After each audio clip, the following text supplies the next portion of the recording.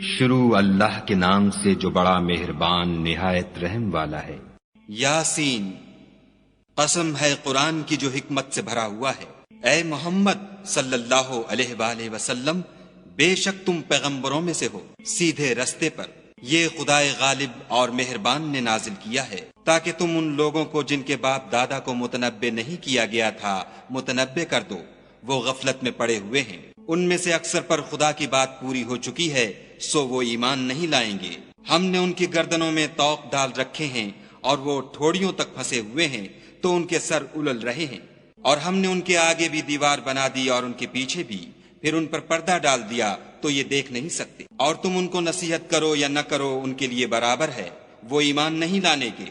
تم تو صرف اس شخص کو نصیحت کر سکتے ہو جو نصیحت کی پیروی کرے اور خدا سے غائبانہ ڈرے، سو اس کو مغفرت اور بڑے ثواب کی بشارت سنا دو۔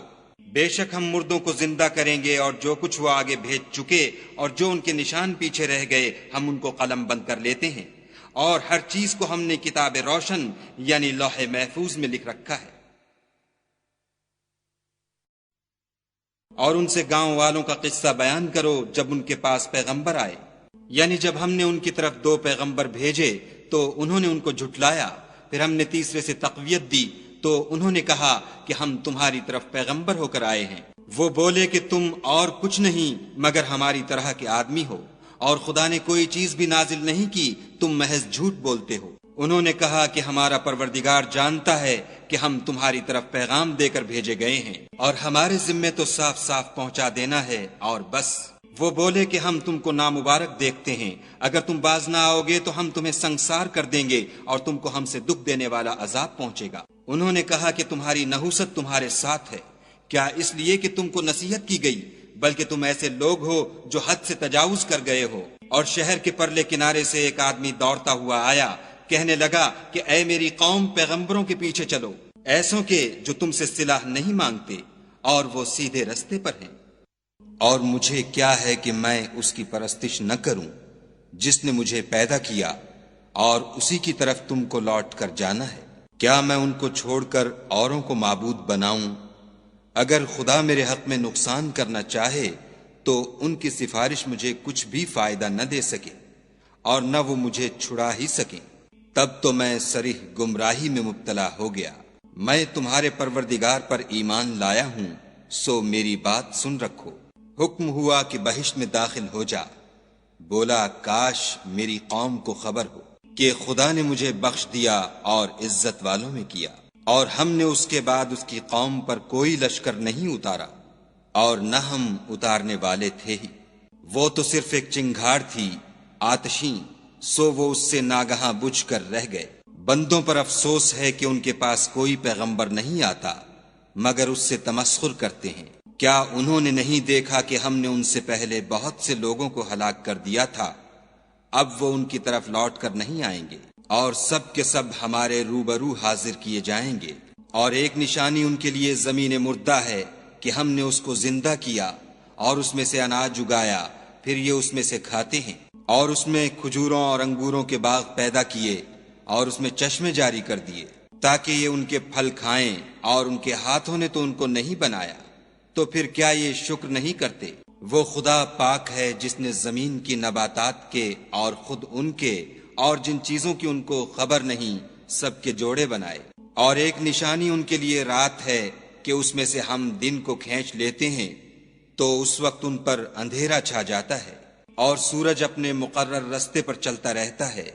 یہ خدائے غالب اور دانا کا مقرر کیا ہوا اندازہ ہے۔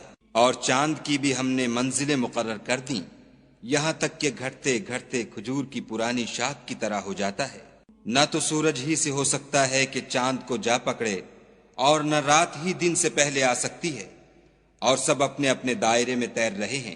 اور ایک نشانی ان کے لیے یہ ہے کہ ہم نے ان کی اولاد کو بھری ہوئی کشتی میں سوار کیا، اور ان کے لیے ویسی ہی اور چیزیں پیدا کیں جن پر وہ سوار ہوتے ہیں، اور اگر ہم چاہیں تو ان کو غرق کر دیں، پھر نہ تو ان کا کوئی فریاد رس ہو اور نہ ان کو رہائی ملے، مگر یہ ہماری رحمت اور ایک مدت تک کے فائدے ہیں۔ اور جب ان سے کہا جاتا ہے کہ جو تمہارے آگے اور جو تمہارے پیچھے ہے اس سے ڈرو تاکہ تم پر رحم کیا جائے، اور ان کے پاس ان کے پروردگار کی طرف سے کوئی نشانی نہیں آئی مگر اس سے منہ پھیر لیتے ہیں۔ اور جب ان سے کہا جاتا ہے کہ جو رزق خدا نے تم کو دیا ہے اس میں سے خرچ کرو، تو کافر مومنوں سے کہتے ہیں کہ بھلا ہم ان لوگوں کو کھانا کھلائیں جن کو اگر خدا چاہتا تو خود کھلا دیتا، تم تو صریح غلطی میں ہو۔ اور کہتے ہیں اگر تم سچ کہتے ہو تو یہ وعدہ کب پورا ہوگا؟ یہ تو ایک چنگھاڑ کے منتظر ہیں جو ان کو اس حال میں کہ باہم جھگڑ رہے ہوں گے آ پکڑے گی، پھر نہ تو وصیت کر سکیں گے اور نہ اپنے گھر والوں میں واپس جا سکیں گے۔ اور جس وقت سور پھونکا جائے گا یہ قبروں سے نکل کر اپنے پروردگار کی طرف دوڑ پڑیں گے، کہیں گے اے ہے ہمیں ہماری خوابگاہوں سے کس نے جگا اٹھایا؟ یہ وہی تو ہے جس کا خدا نے وعدہ کیا تھا اور پیغمبروں نے سچ کہا تھا۔ صرف ایک زور کی آواز کا ہونا ہوگا کہ سب کے سب ہمارے روبرو آ حاضر ہوں گے۔ اس روز کسی شخص پر کچھ بھی ظلم نہیں کیا جائے گا اور تم کو بدلہ ویسا ہی ملے گا جیسے تم کام کرتے تھے۔ اہل جنت اس روز عیش و نشاط کے مشغلے میں ہوں گے، وہ بھی اور ان کی بیویاں بھی سایوں میں تختوں پر تکیے لگائے بیٹھے ہوں گے، وہاں ان کے لیے بیوے اور جو چاہیں گے موجود ہوگا۔ پروردگار مہربان کی طرف سے سلام کہا جائے گا اور گناہ گارو تم آج الگ ہو جاؤ۔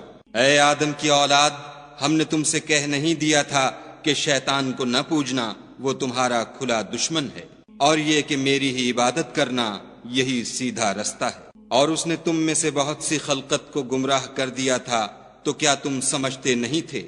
یہی وہ جہنم ہے جس کی تمہیں خبر دی جاتی تھی۔ سو جو تم کفر کرتے رہے ہو اس کے بدلے آج اس میں داخل ہو جاؤ۔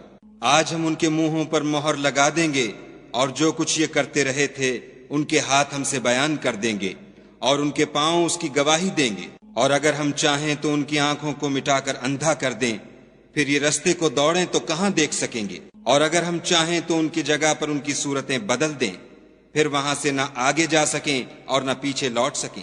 اور جس کو ہم بڑی عمر دیتے ہیں تو اسے خلقت میں اوندھا کر دیتے ہیں، تو کیا یہ سمجھتے نہیں؟ اور ہم نے ان پیغمبر کو شعر گوئی نہیں سکھائی اور نہ وہ ان کو شایع ہے، یہ تو محض نصیحت اور صاف صاف قرآن پر از حکمت ہے، تاکہ اس شخص کو جو زندہ ہو ہدایت کا رستہ دکھائے اور کافروں پر بات پوری ہو جائے۔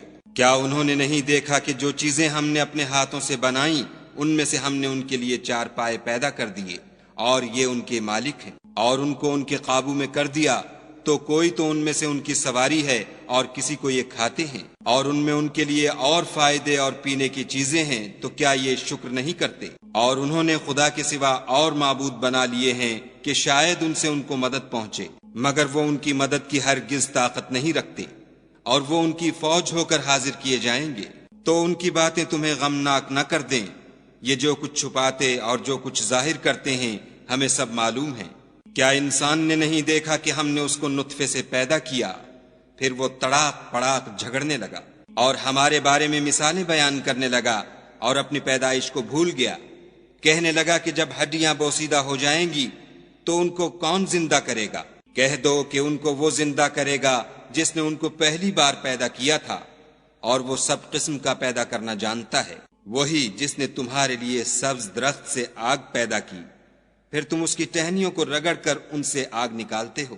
بھلا جس نے آسمانوں اور زمین کو پیدا کیا، کیا وہ اس بات پر قادر نہیں کہ ان کو پھر ویسے ہی پیدا کر دے؟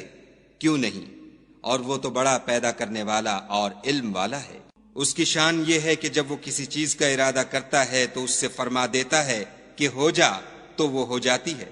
وہ ذات پاک ہے جس کے ہاتھ میں ہر چیز کی بات چاہت ہے، اور اسی کی طرف تم کو لوٹ کر جانا ہے۔